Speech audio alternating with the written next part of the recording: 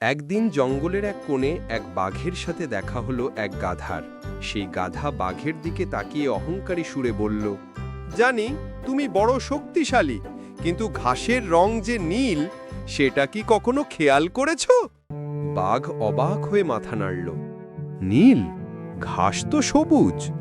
গাধা জিদ ধরে বলল, না না, নিশ্চিত নীল। বাঘ বিশ্বাসই করতে পারছিল না গাধা এমন অদ্ভুত দাবি করছে।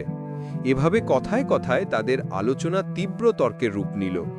শেষমেশ দুজনেই সিদ্ধান্ত নিল জঙ্গলের রাজা সিংহের কাছে বিচার চাইবে। রাজ দরবারে পৌঁছেই গাধা চেঁচিয়ে উঠল, মহারাজ, এই বাঘটা আমার কথায় কান দেয় না। ঘাসের রং নীল, তাই নয় কি? সিংহ গম্ভীর হয়ে বলল, হ্যাঁ, নীলই বটে। গাধা বিজয়ীর হাসি হেসে বাঘের দিকে তাকিয়ে বলল, দেখলে, এবার বিশ্বাস করছো? তর্কের জন্য তোমাকে শাস্তি পেতে হবে। সিংহ তখন রায় দিল, বাঘ, তোমাকে 5 বছরের জন্য নীরব থাকার শাস্তি দেওয়া হলো। গাধা আনন্দে নেচে উঠল, নীল নীল, ঘাস নীল বলে সে সেখান থেকে চলে গেল।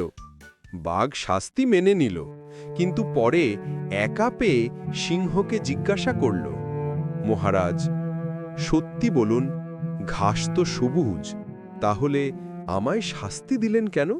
সিংহ, ঘাসের রং নীল না সবুজ সেটা নয় প্রশ্ন। প্রশ্ন হলো, তুমি কেন একটা গাধার সাথে তর্কে সময় নষ্ট করলে? তুমি বুদ্ধিমান, শক্তিশালী, অথচ এমন তুচ্ছ বিষয় নিয়ে আমার দরবার পর্যন্ত এলে গো।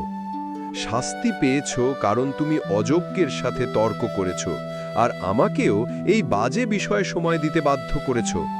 এই গল্পের শিক্ষা, অযোগ্য লোকের সাথে তর্ক নয়, নীরবতাই শ্রেষ্ঠ প্রতিক্রিয়া।